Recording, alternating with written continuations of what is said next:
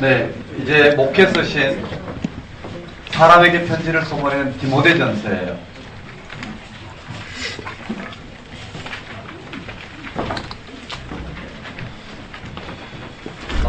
이 교재는 그냥 교재는 하나의 참고예요. 그렇죠? 그냥 바둑판 백지에다가 무슨 말씀하시는지 적고 그것을 정리해가고 이렇게 한 결과가 이렇게 그냥 담아서 여러분 공부하기 좋게 정리해 놓은 거니까요. 실제로는 본인이 다 작업을 해야 되겠죠. 한번 보겠습니다. 디모데전서인데 한번 따라해볼까요? 디모데전서. 한번 따라해봅시다. 데살로니가전서. 데살로니가 후서. 그 다음에 디모데전서.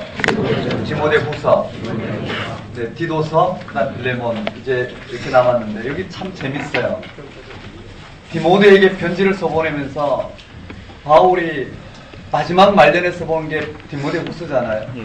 그래서 정말 마지막 말년까지 이 복음의 일꾼으로 평생을 이와 같이 복음 전도자로 살았던 바울이 자기와 같이 복음 전도자로 살 디모데에게 편지를 써보내서 권면한 내용을 보면 또 하나예요. 뭐냐면은요, 믿음의 선한 싸움을 하라는 거예요. 즉 다른 말로 말하면 다른 교훈을 전하는 이들과 믿음의 선한 싸움을 하라는 거예요. 기가 막히지 않나요? 다른 내용 핵심이 다른 데 있지 않고요. 오직 뭐라고요? 믿음의 선한 싸움을 하는 거예요. 어떻게 보면 오늘 우리에게 주신 하나님의 이런 인쳐 주신 이 소명의 자리는 어떻게 보면 믿음의 선한 싸움을 하는 자리라 할 수 있어요.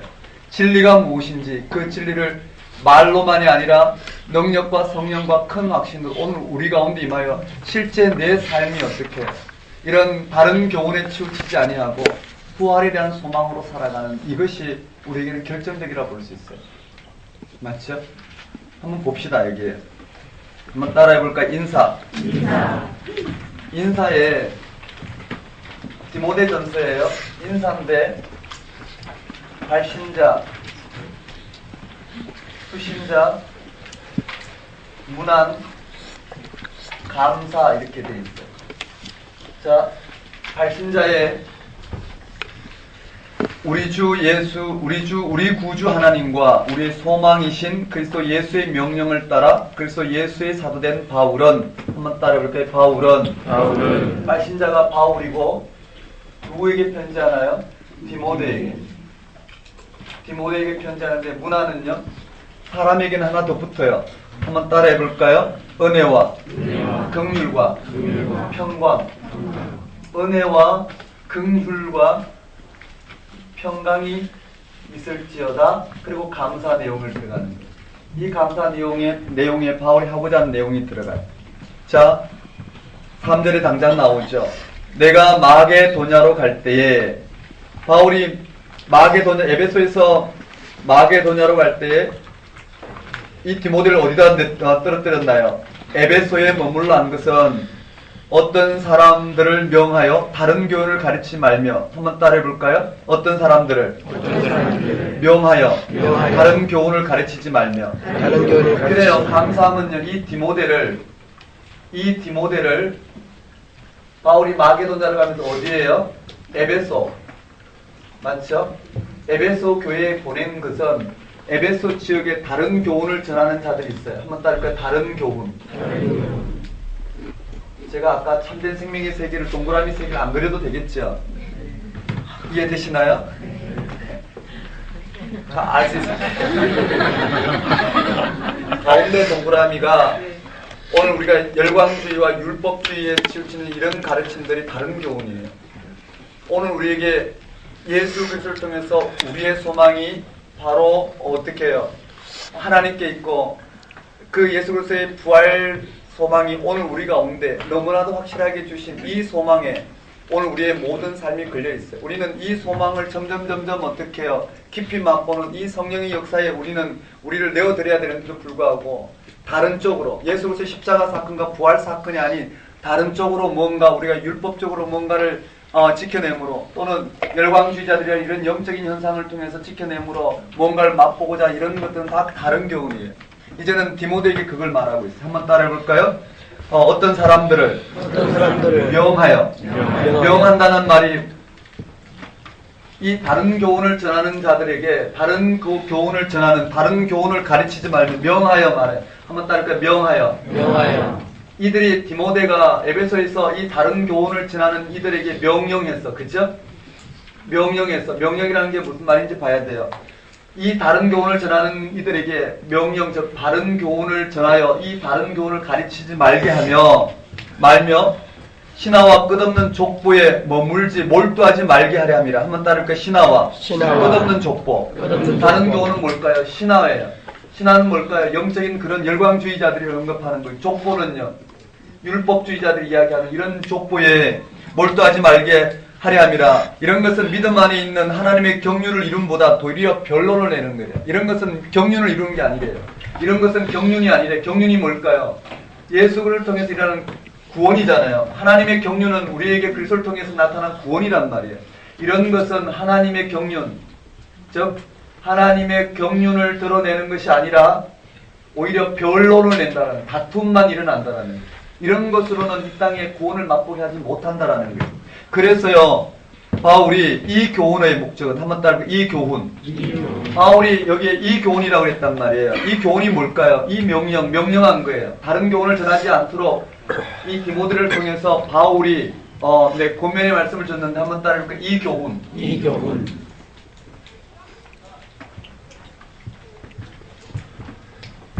이 교훈의 목적은 청결한 마음과 선한 양심과 거짓이 없는 믿음에서 나오는 사랑이거늘. 한번 따르니까 사랑. 그 앞에 수식어는 중요하지. 수식어는 그야말로 수식어예요. 뭐냐면 이 교훈은 바로 사랑이래요. 한번 따르니까 사랑.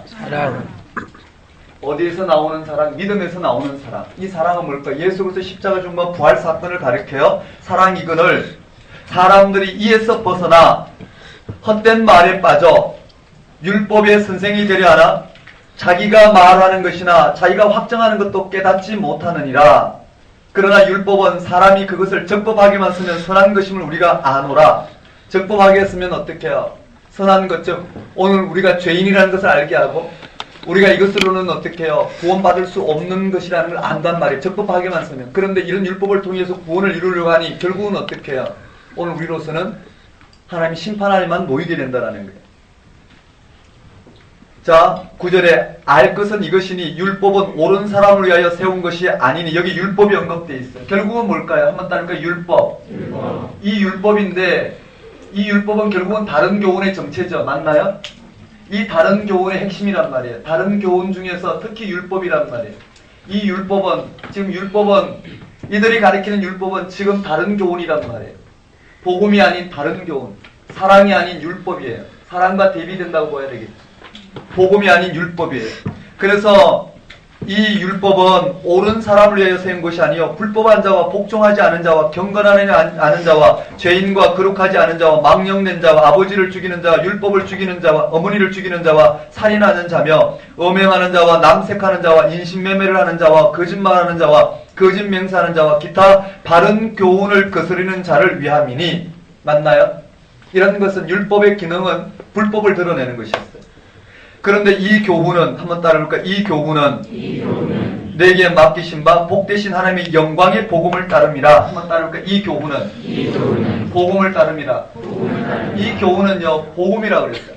하나님의 영광의 복음. 한번 따라볼까요? 복음. 하나님의 영광의 복음을 따릅니다. 이렇게 되어 있어요. 율법과 복음을 지금 비교하고 있단 말이에요. 그럼 다른 교훈은 뭘까요? 이 율법이란 말이에요. 맞죠? 한번 따라해볼까요? 하나님의 영광의 복음을 따릅니다. 맞아, 이 교훈은 하나님의 영광의 복음. 영광의 복음이 뭘까요? 하나님의 영광에 이르게 되는 그것이 복음인데 믿음으로 말미암아 우리가 그 일이 일어났다는 것을 따르는 것이 복음이에요. 이 복음이 우리에게 주어졌는데도 불구하고 다른 교훈 전하는 자들이 있다는 거예요. 이들은 아까 갈라디아서에서 봤듯이요, 또는 에베소서에서 봤듯이요, 또는 골로새서에서 봤듯이 이들이에요. 이들의 이 복음들이에요. 그래서 디모데에게요, 지금 2장인데 1장을 계속 하고 있어요. 1장이 좀 길어서. 그래서요, 이렇게 언급되어 있어요. 한번 이게 감사 내용이에요. 그래서 바울이 디모데에게 뭘 이야기하고 있느냐면요. 한번 따라해 볼까요? 디모데야. 디모데에게 지금 권면하고 있는 장면인데요. 권면하고 있는 장면이, 네, 다른 교훈을 가르치지 말며, 신하와 끝없는 족보에 몰두하지 말게 하려 함이라, 이렇게 되어 있어요. 한번 따라볼까요? 여기에 한번 따라볼까요? 첫 번째예요, 이게. 첫 번째 내용으로 이렇게 한번 봅시다. 이게 첫 번째 내용으로 한번 따라볼까요? 디모데야. 에베소에서 다른 교훈과 싸워라. 이렇게 해볼까요? 디모데에게 에베소에서 다른 교훈에 명령하여, 맞죠? 이것을 가르치지 아니하고 오직 이 교훈, 이 복음을 가르치도록 지금 권면하는 내용입니다. 두 번째 내용은 한번 볼까요? 예전에 1장 내용이에요. 두 번째, 그렇다면요, 여기에 한번 따라해 봅시다. 바울이 직분받은 것을 감사해요. 한번 따라해 볼까요? 바울의 소명보도. 이 제목을 알면 좀, 잘 안 되는데, 흐름만 한번 봅시다. 이렇게 해서요, 뭘 드러내냐면은, 12절에서 17절 내면 박스 해봐요. 두 번째 나오는, 여기에, 12절에서 17절을 내면 박스 해야 돼요.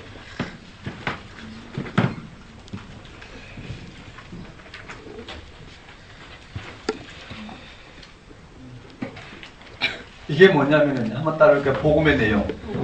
지금 이 교훈이라 했던 이 복음이 무엇인지를 언급하고 있다고요. 다시요, 한번 따라해볼까요? 디모데에게 에베소에서 다른 교훈을, 즉 디모데를 에베소에 남겨둔 이유는 디모데가 명령해서 다른 교훈을 가르치지 말게 하며, 다른 교훈을 가르치지 말게 하라고 그랬어요. 이 디모데에게 이 교훈, 즉 다른 교훈이 아닌 디모데에게 바울이 알려준 이 교훈은 사랑이라는 거예요. 믿음으로 나는 사랑인데, 이 다른 교훈은 율법이고, 율법은 결국 불구한 자를 위해서 있고, 오늘 우리에게 필요한 것은 복음이라는 거예요. 이 복음의 내용이 무엇인지 12절에서 17절에 언급하고 있어요. 12절에 17절인데, 자, 이 복음이 뭐냐면은, 나를 능하게 하신 그리스도 예수 우리 주께 내가 감사함은 나를 충성되이 여겨 내게 직분을 맡기심이니, 내가 전에는 비방자여 박해자여 폭행자였으나 도리어 긍휼을 입은 것은 내가 믿지 아니할 때 알지 못하고 행하였음이니라. 우리 주의 은혜가 그리스도 예수 안에 있는 믿음과 사랑과 함께 넘치도록 풍성하였도다. 바울에게 복음이 나타났죠. mit보다 모든 사람이 받을 만한 이 말이여, 그리스도 예수께서 죄인을 구원하시려고 세상에 임하셨다 하였도다. 죄인 중에 내가 괴수느라. 한번 따라해볼까요? 죄인 중에. 바울이 언급하는 죄인 중에 바울은 괴수였는데, 한번 따라해볼까요? 예수 그리스도를 말미암아. 예수 그리스도를 말미암아. 지금은 그렇지 않단 말이에요. 그 내용이 6절이에요. 16절. 그러나 내가 긍휼을 입은 까닭은, 즉 죄인 중에 괴수였는데 바울이 은혜를 입은 이유는 뭐 때문에 은혜를 입었냐면 율법이 아니라 뭐라고요? 예수 그리스도께서 내게 먼저 일체 오래 참으심을 보이사, 16절이에요. 후에 주를 믿어 영생 얻는 자들에게 본이 되게 하려 하심이라. 누구 때문에 이렇게 되었나요? 한번 따라해 볼까요? 예수 그리스도. 바울이 이와 같이 죄인 중에 괴수였다가 은혜를 입은 것은 바로 예수 그리스도 때문에 은혜를 입었고, 그 은혜를 입게 하신 이유는 그 하나님의 이 생명을 많은 사람들에게 드러내게 하시려고 했다라는 거예요. 17절에 영원하신 왕 곧 썩지 아니하고 보이지 아니하고 홀로 하나이신 하나님께 존귀와 영광이 영원 무궁토록 있을지어다. 아멘. 이렇게 끝나요. 자, 이렇게 되어 있어요. 여기에 잘 드러났죠. 디모데에게 에베소에 남게 한 이유는 다른 교훈 전하는 자들을 막게 하기 위해서, 다른 교훈을 전하는 이들과 믿음의 선한 싸움을 하기 위해서. 그래서 다른 교훈은 바로 율법인데, 맞죠? 근데 디모데를 통해서 전하게 한 것은 이 교훈은 사랑에서 나는 거라고 그랬어요. 그것이 바로 복음인데, 바울도 바로 이 복음에 의해서 자기가 죄인 중에 괴수였는데 예수 그리스도를 말미암아 하나님이 자기를 어떻게 해요?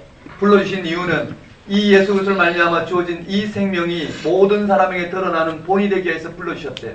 여기가 바로 바울이 예수 그리스도를 말미암아 이 복음의 능력, 율법이 아닌 복음의 능력으로 자신이 이 은혜 가운데 들어오게 되었다는. 그러면서 마지막 디모데에게 권면해요. 한번 따라해볼까요? 디모데야. 디모데야. 18절에 디모데야. 디모데야. 아들 디모데야, 내가 내게 이 교훈으로서 명령하노니. 한번 따라해볼까요? 아들 디모데야. 아들 디모데야. 이 교훈으로서 명령하노니. 맞아, 여기 아들 디모데라고 이야기하고 있고요. 디모데에게 권면해. 한번 따라해서 이 교훈. 이 교훈. 이 교훈은 어떤 교훈일까요? 바로 복음인데 이 앞의 내용이겠죠. 바로 이 내용이에요. 즉, 이 교훈. 한번 따라해볼까? 이 교훈. 이 교훈. 지금 계속 이 교훈이라고 했어요. 교훈인데 바울이 가르쳐준 이 교훈. 즉, 복음을 말해요. 이 교훈으로서 명하노니 전에 너를 지도한 예언을 따라. 예언은 여기서 설교를 말해요. 예언을 따라 그것으로 선한 싸움을 싸우며. 한번 따라하겠습니다. 이 교훈으로서 이 교훈으로서 선한 싸움. 여기 선한 싸움이요. 믿음의 선한 싸움인 거예요.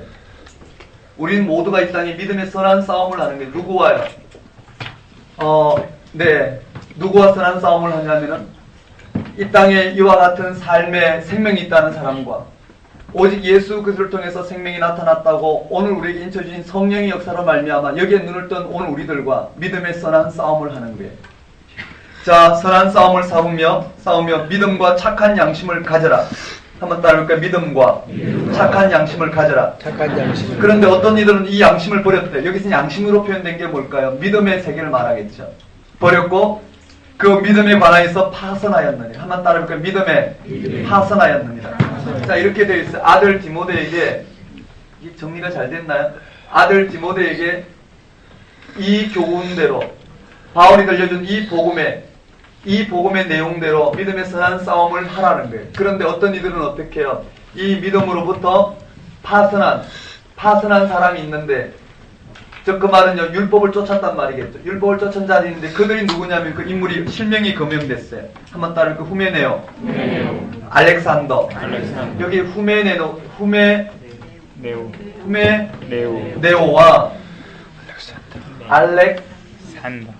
알렉산더. 네, 이렇게 돼 있어요. 맞죠? 네. 후메네오와 알렉산더, 이들이 어떻게 해요? 믿음에서 어디로 떨어져 버렸냐면 이 거짓 가르침, 열광주의 아니면 율법주의로 떨어져 버렸어요. 이런 부분들 가지고 이야기해. 되셨나요? 네. 분명하잖아요. 한번 따라해 볼까요? 디모데야. 에베소에서 다른 교훈과 싸우라. 그렇게 되겠죠. 다른 교훈은 하나님의 경륜인, 즉 생명을 나게 하는 것이 아니라 변론만 나게 만든다는 거예요. 다른 교훈이 바로 율법인데, 율법은 불법자를 있는 것이, 불법자를 위해서 법법한 자를 위해서 있는 것이지 우리를 새롭게 하지 못한다는 거예요. 그러나 이 교훈은, 우리에게 준 이 교훈은, 복음은 어떻게 해요? 믿음으로 말미암아 사랑에 거하는, 사랑에서 나는 거래요. 이 사랑에서 주어진 교훈이라는 거예요. 즉 예수 그리스도의 십자가와 부활 생명을 통해서 드러나는 이 하나님의 사랑에서 오늘 우리에게 어떻게 해요? 생명이 이에서 나는, 그게 복음인데, 바울도 이 복음을 통해서 죄인 중에 괴수했던 바울이 어떻게 해요? 믿는 자의 본이 되었다라는 거예요. 아들 디모데에게도 바울에게만 이 복음의 능력인 이 교훈을 받아서 선한 싸움을 하라는 거예요. 많은 사람들이 믿음에 파선했는데 후메네오와 알렉산더가 그 중에 하나더라. 어떤 내용인지 분명하죠. 예. 그리고 난 다음에 6장으로 가요. 1장에서 6장. 지금 1장을 설명해서 6장으로 가볼까요?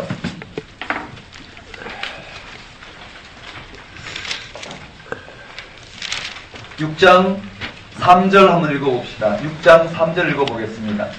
시작.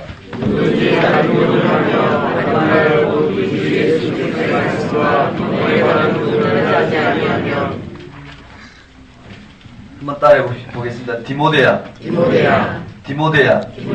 믿음의 선한 싸움을 싸우라. 여기도 마찬가지예요. 6장에 보면요, 디모데야, 6장이 그대로 가요. 디모데야, 한번 따라해볼까요? 믿음의 선한 싸움을 싸우라. 믿음의 선한 싸움을 하라는 거예요. 한번 봅시다. 3절에 여러분 네모를 한번 쳐봅시다. 다른 교훈. 여기에 다른 교훈이라고 그랬어요.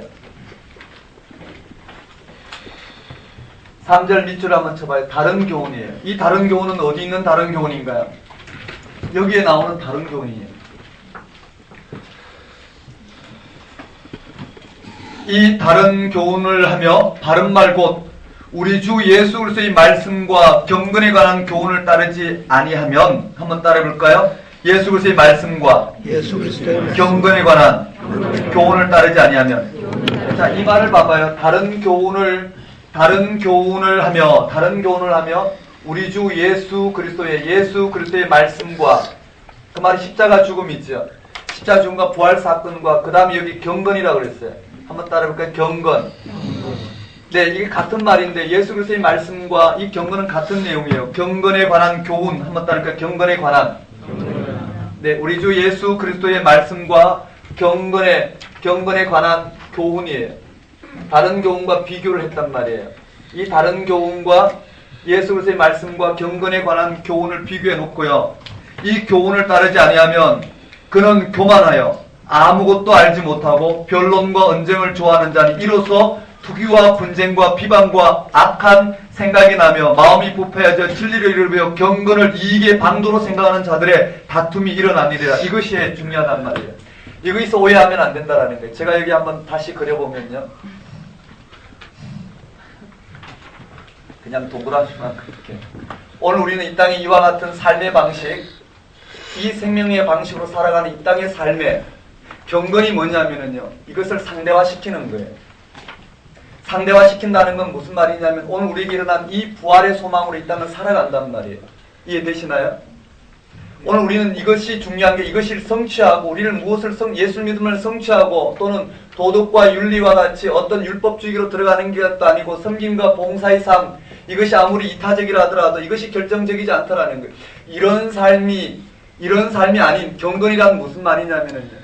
경건이란 이런 삶이 아닌 이 사체를 우리가 어떻게 해요? 이루지 않고 절약하고 뭔가 검소하게 사는 게 경건이 아니라 여기에 삶의 토대를 두지 않고 오늘 우리 가운데 주어진 이 부활 생명 바울처럼 비천에 처하든 풍부에 처하든 비천에 처하든 풍부에 처하든 오직 어떻게 내게 능력 주시는 자 성령 안에서 예수 그리스도 십자가 죽음과 부활 사명을 가지고 이 땅에 사는 여기에 기쁨의 토대를 두고 살아가는 이 삶이 이 삶의 자리에서 봤을 때 그것이 경건이란 말이에요. 이해되시나요? 맞아요. 본문을 가만히 보면 그래요. 한번 따라볼까요? 경건. 근데 우리는 이 경건을 율법적으로 생각한단 말이에요. 오늘 우리 경건하기 위해서 무엇을 해야 된다면 아침에 성경을 봐야 되고 기도도 일정하게 돼야 되고 뭔가 금식도 해야 되고 이런 것을 우리는 경건으로 사는 이건 율법이에요. 이해되시나요? 그것을 통해서 우리가 경건해진다면 율법이에요. 우리의 경건은 여기 있음을 알면 십자가 죽음을 받아들이고 십자가의 죽음을 받아들이고 이 땅을 상대화시키고 부활 생명을 우린 절대적인 삶의 기준으로 삼고 거기에 우리의 생명을 걸고 상대화된 이 삶을 통해서 그런 금식도 할 수 있고 기도도 할 수 있고 이런 것을 할 수 있는 것은 뭘까? 율법이 아니라 그런 것은 복음이란 말이에요. 이해되시죠? 전혀 다르단 말이에요. 무엇을 절대적인 기준으로 삼느냐에 따라 다르단 말이에요. 이 땅에 우리는 여전히 우리의 삶을 절대적인 기준으로 삼고 그래서 하나님이 우리를 통해서 하시고자 하는 그 일을 기대하면서 있는 것은 어떻게 해요? 율법이에요. 하나님 우리에게 하신 일을 우리는 절대적으로 삼고 이 땅의 삶을 들어서 하나님의 이 역사가 드러나도록 내어드리는 것은 믿음으로 이루어진 복음이란 말이에요. 맞나요? 맞아요. 지금 그것을 이야기하고 있어요. 이 경건은요. 그래서 이 경건 다음에 뭐가 나오냐면은 오늘 우리 예수 믿는 오늘 우리들은 어떻게 이 땅의 삶을 상대화시켰단 말이에요. 그런데도 불구하고 우리가 여기에서 만일에 오늘 우리가 불을 취하고 그 당시는 불을 하나로 표현해 봅시다. 불을 취하고 뭔가를 이 땅의 삶에 여기를 붙들게 되면 어떻게 해요? 이 경건한 삶이 예수 그리스도의 말씀과 이 경건한 삶이 주는 이 부활 생명에 붙들리지 못하고 우리는 여전히 이 삶을 이루기 위해서 우리는 어떻게 해요? 십자가의 죽음을 받아들이지 못하고 이 땅의 삶에서 오늘 우리는 분투하는 삶을 살게 될 거라는 거예요. 그때는 오늘 우리의 모든 삶은 오늘 보면은요 분쟁과 다툼과 시기와 이런 것들이 오늘 우리의 삶을 주장하게 될 것이라는 거예요. 맞죠? 그리고는 여기에 대한 핵심이 뭐냐면 여기에 언급하면 자족하는 마음이 나왔어요. 한번 따라볼까요? 자족하는 마음. 여기에 자족하는 마음이 예로 드러났단 말이에요. 경건이 말이에요. 자족하는 마음이 뭐라고 되어 있느냐면 그게요. 6절에 그러나 자족하는 마음이 있으면 경건은 큰 이익이 되느니라. 맞죠? 자족하는 마음이 있으면 경건은 큰 이익이 된다라는 거예요. 이 말 이해되시나요? 자족하는 마음이 있으면 오늘 우리 가운데 어떻게 이 삶을 사는 것, 자족하는 것, 내가 어떠한 부분이 있든 이 땅의 삶을 하나님 부어주신 대로 만족하는 삶이 있다면, 맞죠? 만족한 삶이 있다면 오늘 우리에게 주어진 예수 그리스도의 말씀으로 주어진 또 이 경건은 우리에게 유익하다고 그랬어요. 한번 따라해볼까요? 자족하는 마음. 자족하는 마음. 봐요. 7절에 우리가 세상에 아무것도 가지고 온 것이 없으면 또한 아무것도 가지고 가지 못하리니 우리가 먹을 것과 입을 것이 있음즉 족한 줄로 알 것이라. 오늘 우리는 여기에 생명이 있지 않단 말이에요. 자족하는 마음이란 경건을 이루는 삶에 유익하다는 말이죠. 맞나요? 왜냐하면 우리는 이 땅에 아무것도 없이 갈 거란 말이에요. 그 말은 여기에 생명이 있지 않다라는 거예요. 다만 이것은 이 생명을 누리는 우리의 삶의 자리라는 거예요. 그렇게 해석하고 그 다음에 봅시다. 그러므로 9절에요. 또 부하려 하는 자들은, 그래서 여기에 부하려 하는 자는, 이 자족하는 마음과 부하려는 자를 비교해놨잖아요. 한번 따르까 부하려 하는 자는 부자가 되고자 하는 자죠. 부자가 되고자 하는 자는 오늘 우리에게 이 땅에서 뭔가의 삶의 생명의 토대를 잡으려고 하는 자는 어떻게 해요? 이 생명 복음으로부터 어떻게 해요? 파손된다라는 거예요. 거기에 9절에 부하여 하는 자들은 시험과 올무와 여러가지 어리석고 해로운 욕심에 떨어지나니 곧 사람으로 파멸과 멸망에 빠지게 하는 것이라. 돈을 사랑함이 일만하게 뿌리가 되나니 이것을 탐내는 자는 미혹을 받아 믿음에서 떠나 많은 근심으로 자기를 찔렀도다. 돈을 사랑함이 일만하게 악의 뿌리가 된다는, 여기도 마찬가지예요. 그렇다면 우리는 무조건 가난하게 살아야 되나? 이것도 율법이에요. 맞죠?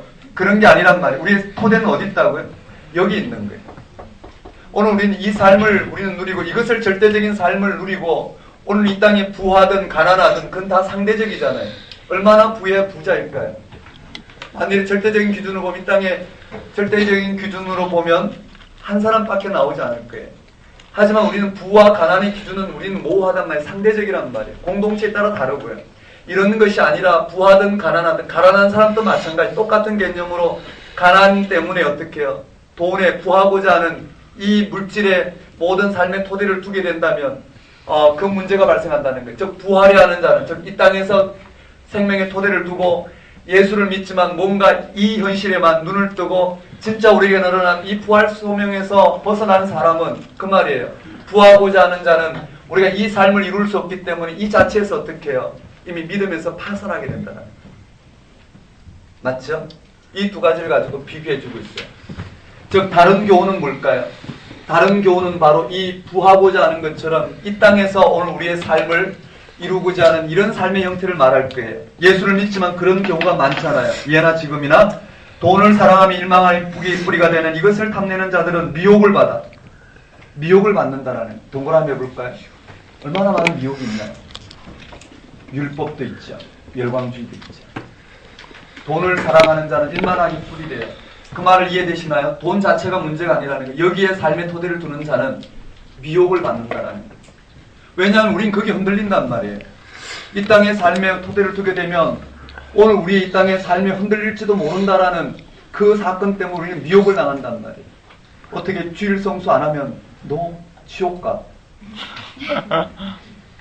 흔들리죠. 주일 성수 안 하면 너 사업체를 흔들 수도 있어. 주일 성수 안 하면 하나님 앞에 큰 병이 생길 거야. 이게 뭘까요? 이런 기가 막힌 일이 어딨나요? 그렇죠? 이건 정말 복음이라 할 수 없어요.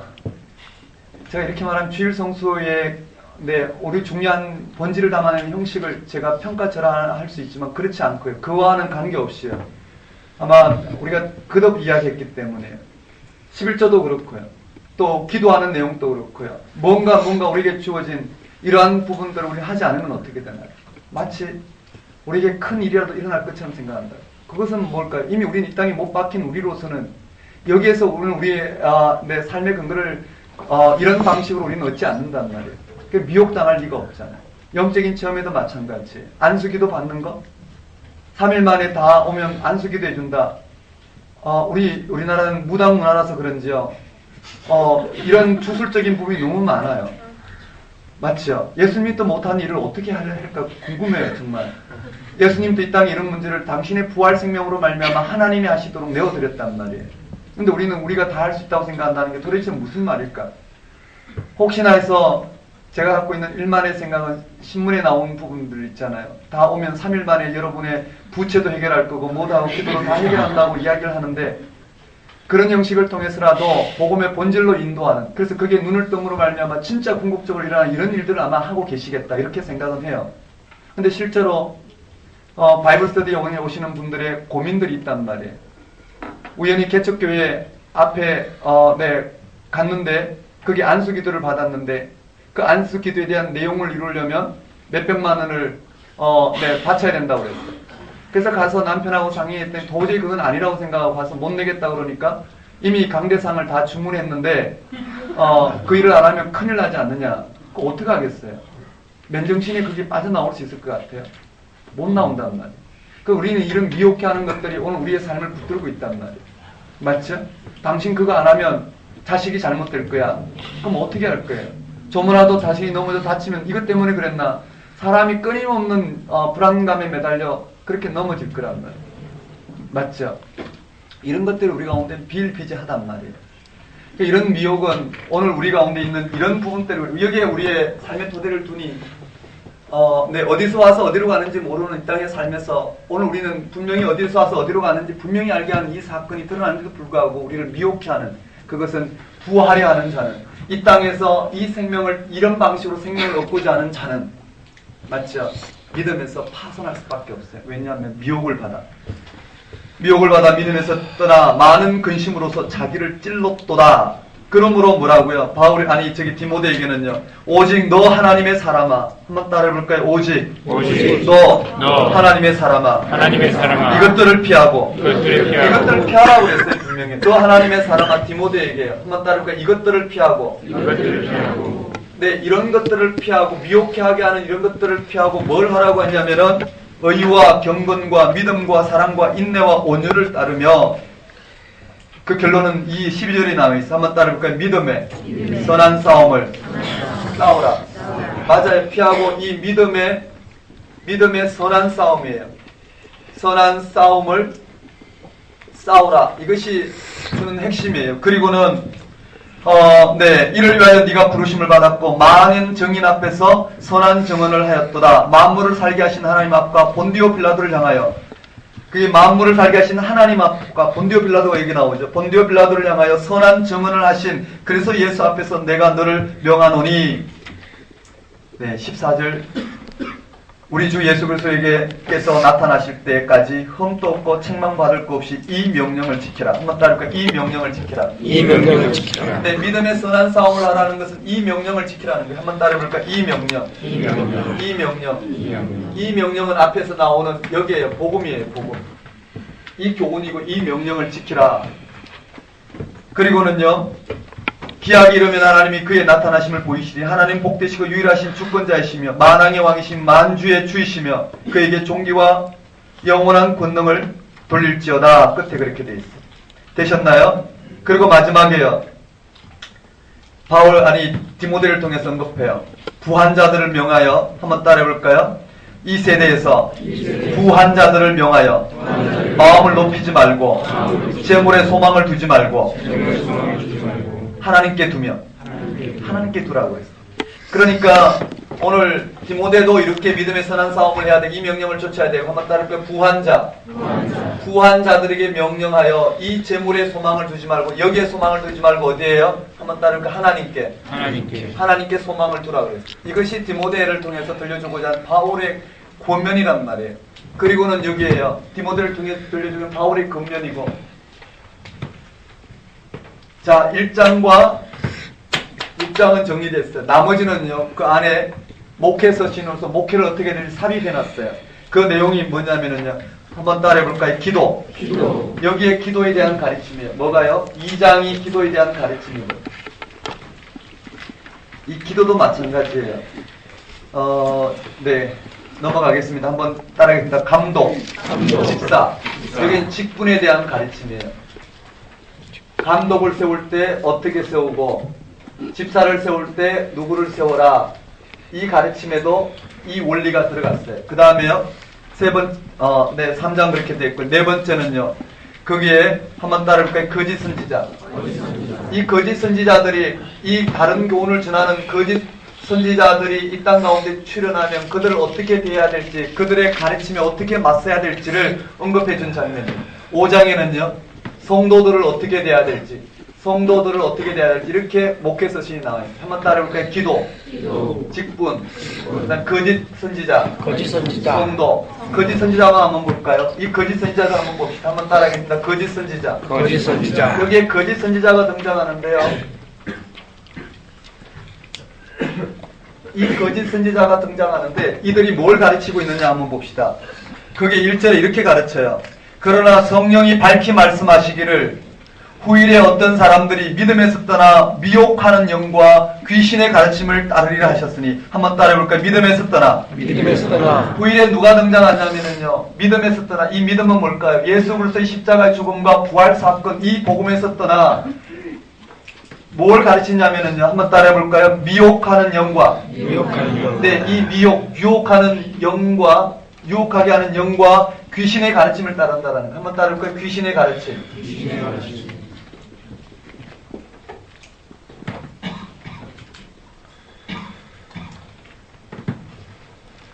진짜 귀신서인 거는요, 쫓아내기 쉬워요. 그런 건 우리의 영을, 성령이 우리를 주장하는 이 앞에 주장하지 못해요. 진짜 우리의 귀신은요, 아니, 그냥 흔히 말하는 귀신이라는 그런 건 한순간에 떠나가요. 진짜 귀신이 뭐냐면요, 죽지 않으면 떠나가지 않는 귀신은,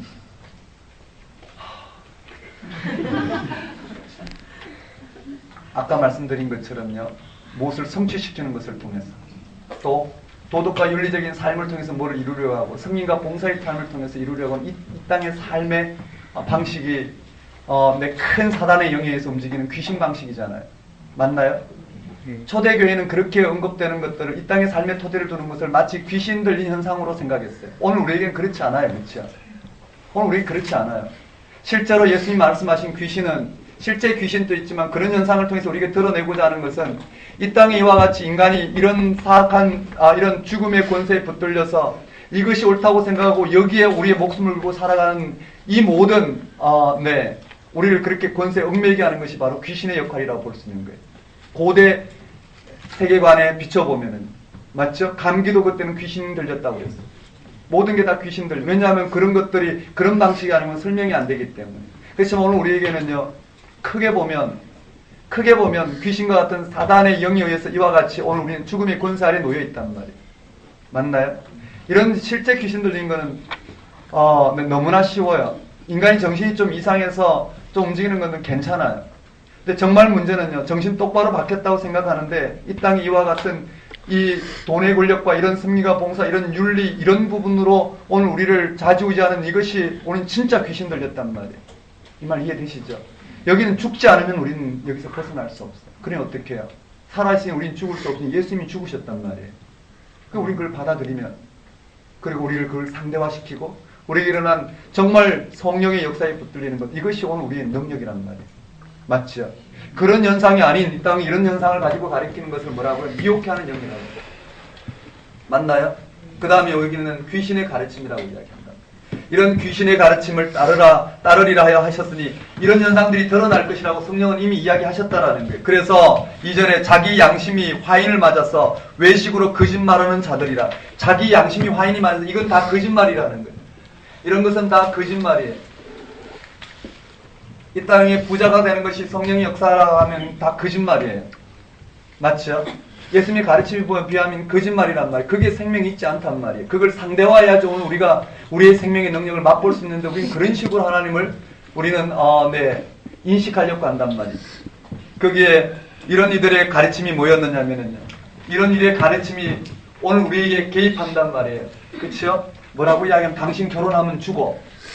당신 이렇게 하면 잘못될 거야. 뭐 이런 식으로 가르침이 온단 말이에요. 당신 이거 지키지 않으면 안 돼. 이런 것들은 다 거짓말이라는 거예요. 우리에겐 그렇게 금한 적이 없어요. 예수 그리스도의 십자가의 죽음을 받아들이고 부활 생명의 지평 가운데 성령이 오늘 우리 가운데 살아 역사하시는 이 삶을 가지고 우리를 믿음 가운데 거하게 하는 거예요. 그래서 3절에 보면 혼인을 금하고 어떤 의인식물은 먹지 말라고 할 터이나 뭔가에 한번 따르고 혼인을 금하고 그 당시에 그들이 이렇게 주장했어요. 이 미혹해 하는 영 귀신의 가르침이 뭐라고요? 한번 따르고 혼인을 금하고 여기 혼인을 금하고 그 다음에 뭐라고 언급되냐면 음식물을 먹지 말라. 음식물.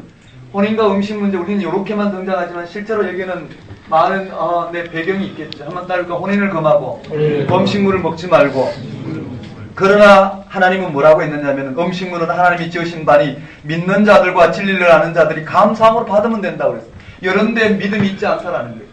이런데 오늘 우리 이 땅에 이와 같이 못 박힌 삶에서 음식이니 이 땅에 이런 삶이 생명이 죽음이 하는 것은 이미 어떻게 십자가에 못 박혀서 이런 것들은 다 상대화되고 여기에 생명이 없다라는 거예요. 오늘 우리는 믿음으로 이루어진 여기에서 오늘 우리 이 땅에 자유롭게 우리는 행할 수 있다는 거예요. 맞나요? 지금 이 문제를 들고 와서 그렇게 이야기하고 있어요. 자, 4절에 하나님께서 지으신 모든 것이 선함에 감사함으로 받으면 버릴 것이 없으니 하나님 말씀과 기도로 거룩하여집니다. 말씀과 기도로 거룩하여졌다는 게 무슨 말일까요? 내가 음식을 놓고 말씀을 선포하고 닭고기 제사드린 닭고기에게 예수 그리스도 이름으로 명하노니 너 거룩하여져라 이렇게 한다고 해서 거룩하지 이런 말이 아니란 말이에요. 난 실제로 그렇게 하는 걸 봤어요. 그렇지 않아요.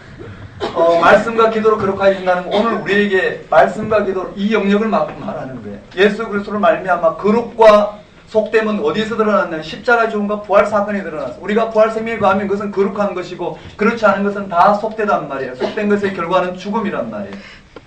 맞죠? 이런 일이 드러났어요. 그래서 어떻게 혼인이든 음식이든 이런 것으로 오늘 우리의 삶을 규정하는 율법주의나 열광주의는 이미 우리 가운데 이미 다 해결되었단 말이에요. 맞죠?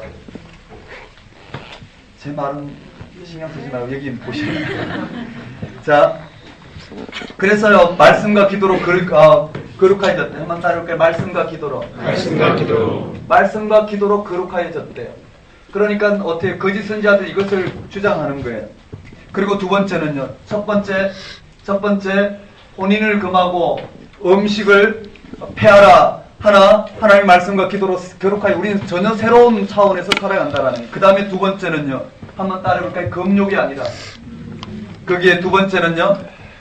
6절에 네가 이것으로 형제를 깨우치면 그리스도 예수의 좋은 일꾼이 되어 믿음의 말씀과 네가 따르는 좋은 교훈으로 양육을 받으리라. 뭔가요? 이것으로 형제를 깨우치면 즉 말씀과 기도로 이미 우리가 새로워졌다는 이 복음의 내용으로 여기에 매있는 형제를 깨우치면 그가 어떻게 그리스도의 좋은 일꾼으로 아주 그리스도의 좋은 일꾼으로 양육을 받게 된다는. 뭘로 양육을 받아요? 오늘 우리의 이 영적인 세계를 열어내는 이것이 바로 네가 그리스도의 좋은 일꾼으로 양육이 되어진다는 것까지도 밝히고 있어요. 그리고 7절에 보면 이렇게 되어 있어요.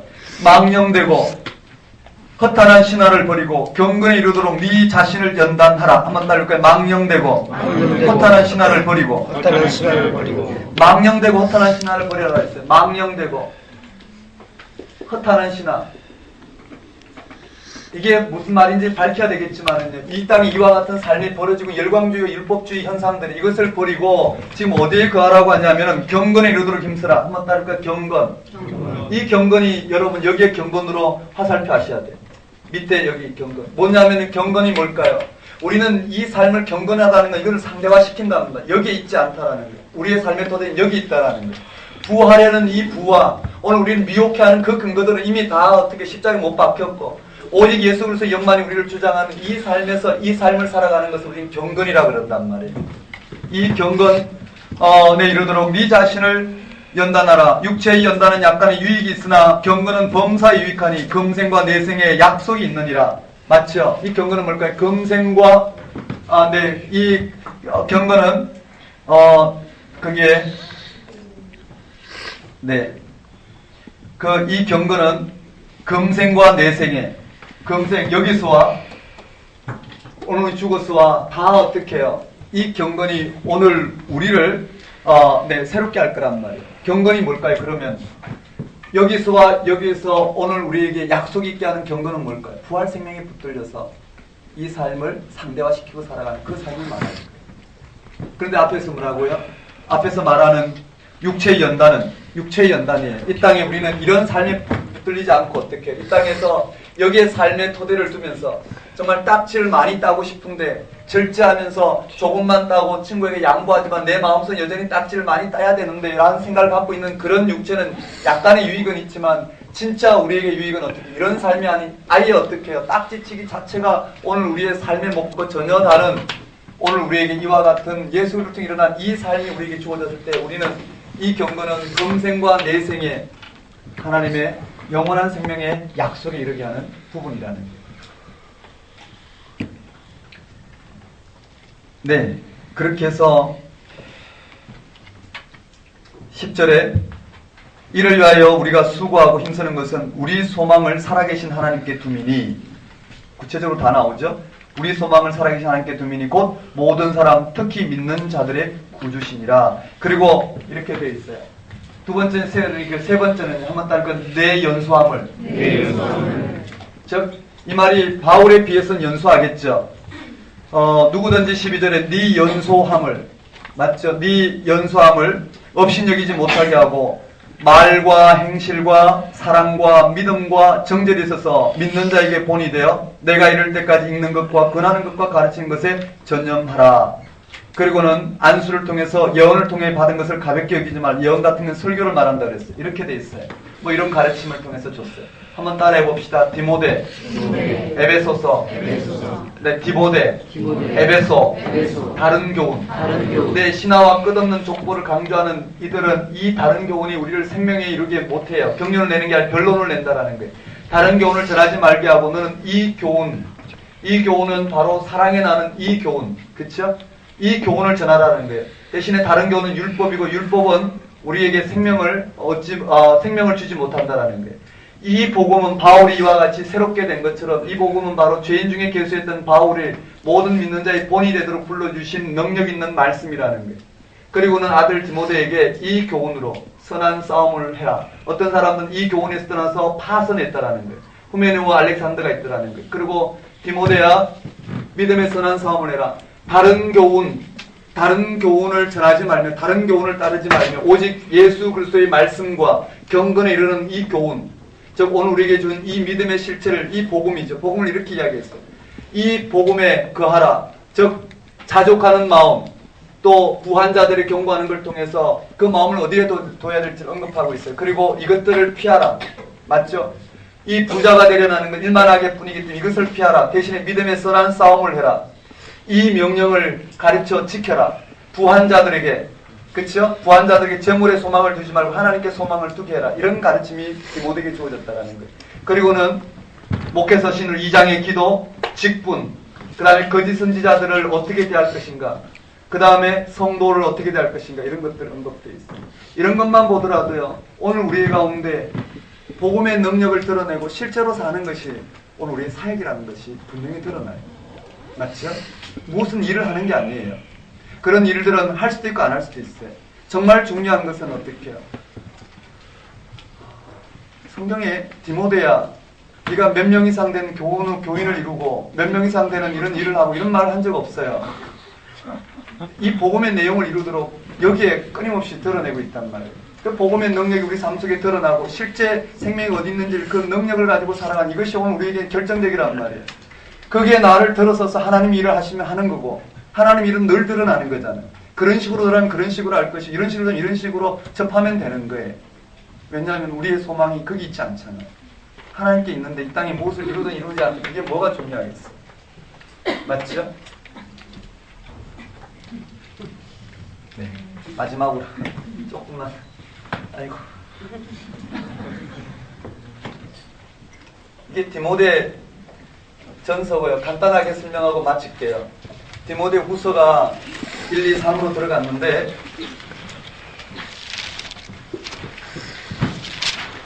한번 따라해봅시다. 디모데 후서. 디모데 후서. 그것보다 먼저 디도서부터 하고 들어갑시다. 디도서.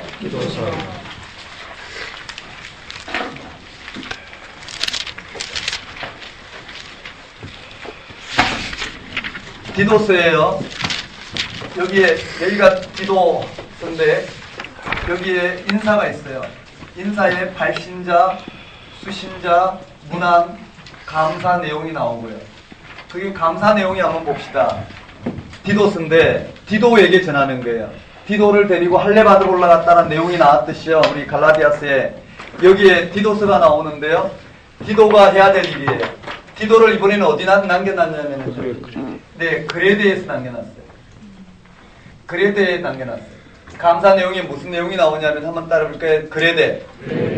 즉 디도를 디모데는 어디 남겼나요? 에베소에 남겨두고요. 디도는 어디 사역자냐면 그레데 사역자를 그레데 맞죠? 그레데 사역자로 세웠어요. 그리고 여기서 해야 될 첫 번째 일이 무엇이냐면은 장로와 감독을 세우는 게 5절에 내가 너를 그레데에 남겨둔 이유는 장로를 세우게 합니다. 한번 따를게요. 장로를 세우게 하고 두 번째는 감독을 세우게 하는 거예요.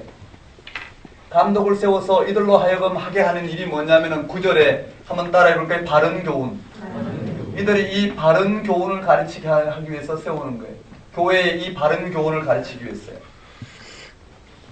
두 번째 해야 될 일은 무엇이냐면은 이 그레데인들은요,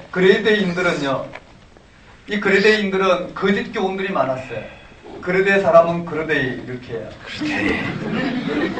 자, 10절에 불순종하고 헛된 말을 하며 속이는 자가 많은, 맞죠? 10절 한번 읽어볼까요? 10절 읽어봅시다. 시작.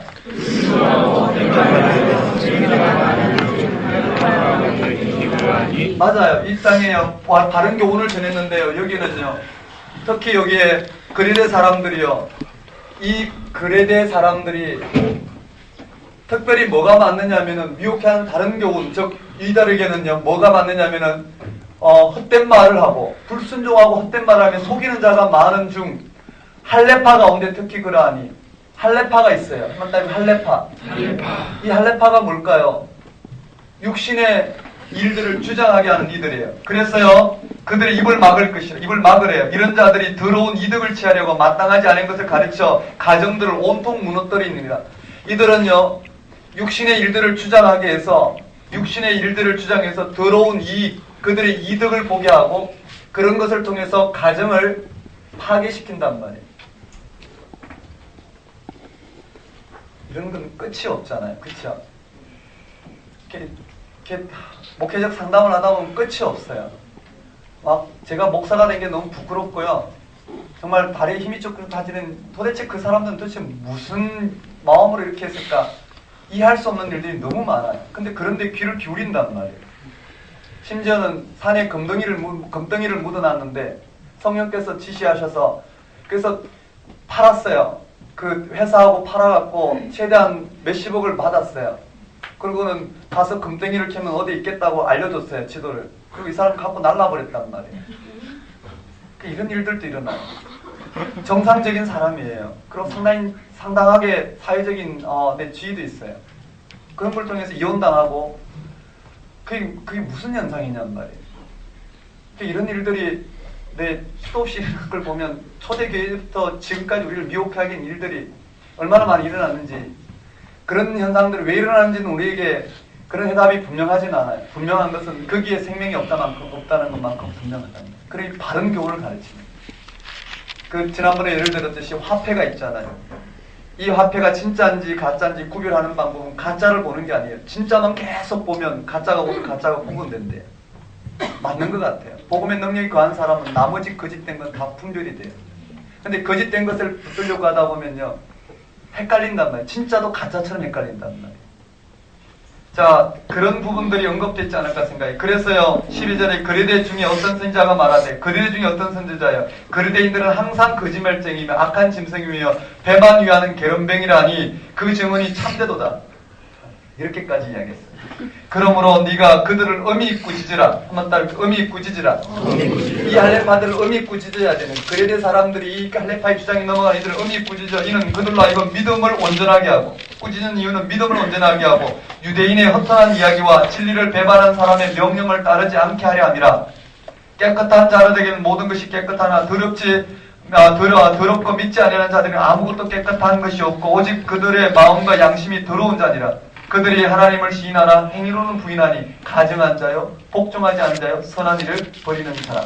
이해되시나요?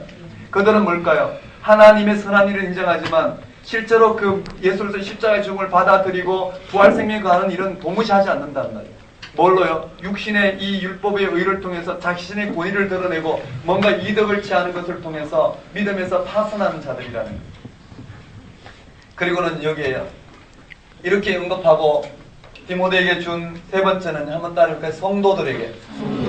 이 성도들에게 권면하는 것은 여기 있어요. 이 성도는요, 여기 언급된 이 성도들과 비교하면서 보셔야 돼요. 디모데와 디도서에 이게 언급되어 있어요. 한번 따를까요? 성도들에게 대한 권면. 그게 어딨냐면은 이 결론이 여기 있어요. 12절부터 몇 절까지 있냐면은 15절 이건 꼭 읽어보고 읽어봐야 되겠어요. 12절에 이렇게 돼 있어요.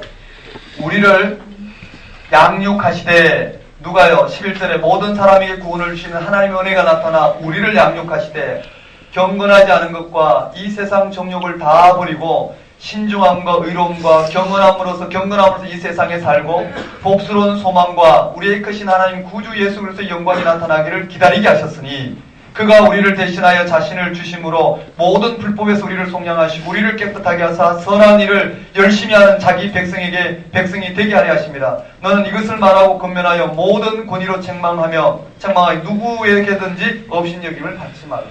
여기 핵심이 드러났잖아요. 오늘 우리는 이 땅에 우리의 삶에 뿌리를 두는 것이 아니라 세상 정욕을 다 버리고 어디에요? 신중함과 의로움과 경건함으로 이 세상에 살고 신중함과 의로움과 경건함으로 산다는 게 무엇이냐면 13절에 복스러운 소망, 하나님 우리를 의롭다 하신 그 소망, 그리고 이미 예수 그리스도를 통해서 그 영광이 나타날 것이라는 그 소망을 주셨어요. 이 소망을 기다리며 오늘 우리를 속량하시고 깨끗하게 하사 선한 일, 이 생명을 드러내는 일을 하는 이 일을 전하는 것을 통해서 이 성도들에게 가르치는 것이 이것이 핵심이라는 가르침이 줬어요. 맞나요? 그리고 3장에 가면요. 그 다음에 마지막 본면인데 네 번째 한번 따라해볼까요? 통치자. 여기 통치자들과 권세 잡은 자들에게 복종하라. 그 다음에 다섯 번째 뭐가 언급되어 있느냐면요. 한번 따라해봅시다. 선한 일은. 네. 아름다우며 사람들에게 유익한 일이라. 그 다음 어리석은 변론과 정보와 분쟁과 율법에 대한 다툼은 피하라. 이런 언급되어 나머지 권면 말씀이 좋아요. 이렇게 핵심을 좀 알면 좀 잘 정리되지 않을까 생각해요. 되셨나요? 이걸로 마쳐야 되겠네요. 다음 시간에 공동서신, 일반 서신, 즉 히브리서부터는 동그라미 설명 없이 본 내용만 빠르게 진도 나눴어요. 그리고 다음 시간에 서신사하고 그 다음에 소연서, 그렇죠? 소연서 단일 1서부터 마지막까지 진도를 나가 볼 거예요. 그러니까 이 부분 준비해 오시면 좋겠습니다. 아마 저하고 공부한 이런 내용들을 조금만 더 상세히 정리하면 내용 인식하는 데는 분명할 거예요. 그래서 말씀을 꼭 읽으셔야 돼요. 읽고 무슨 내용인지 부딪히셔야지 기억하지 못하더라도 나중에 시험 보면 그게 잘 드러나지 않을까. 시험 볼 때 왜 본문에서 정말 중요한 건 안 나고 이런 특징적인 만 날까라고 하는데요. 시험의 한계가 그렇죠. 그러니까 많이 보고 많이 익히는 것, 그것이 핵심이다. 자, 다음 시간에는 좀 더 우리가 진도를 좀 많이 나가기도 하고, 이 시간에 이렇게 마치도록 하겠습니다. 하루 종일 고생만 시켜드린 것 같은데 편한 마음으로 내일 주일을 맞이하시고 저희 부족함을 다 용서하시고 여러분의 자책감도 다 내려놓으시고 열심히 주어진 분량대로 하셨으면 좋겠어요. 서신서 공부하면서 복음서 해야 되는데 이렇게 생각하면 공부 아무것도 일어나지 않아요. 그냥 맡겨요. 서신서 할 때는 서시순만 공부해요. 하나만 공부해요. 그리고 그렇게 쌓아가다 보면 반복해서 다 생각이 나요. 우리가 그렇게 염려하는 것보다 서신서 공부할 때 서신서 공부해요. 그리고 복음서 하고 그러다 보면 또 반복해서 돌아오면 그게 쌓여서 생각이 나요. 시간은 충분해요. 시간은 충분하다는 거 말씀드렸어요. 읽지 않고 대충 넘어가는 사람 나중에 똑같은 일을 반복하고 있다는 거 알 거고요. 지금부터 바탕을 탄탄해서 출발하는 사람은 나중에 가면 그만큼 이루어진 것을 성취를 받고 있고요. 되셨습니까? 네. 기도하겠습니다. 하나님 아버지, 참으로 복음이 되도록 저희들로 하여금 눈을 뜨게 하셔서 이 땅에 임하신 하나님 나를 밝히 바라보게 하옵시고 헛된 가르침에 미혹당하지 않게 하옵시고 참으로 예수가 그리스도 되심으로 우리 가운데 열어내신 그 부활에 대한 능력과 소망으로 살아가는 저희들 되도록 역사하여 주옵소서. 참으로 이 복된 소식이 말로만이 아니라 능력과 성령과 큰 확신으로 오늘 우리 삶 가운데 드러나게 하셔서 이 땅에 나가는 우리의 크고 작은 일들로 통하여 우리가 무엇으로 사는지 온 세상 가운데 드러날 수 있도록 주께서 역사하여 주옵소서. 예수님 이름으로 기도드리옵나이다. 아멘.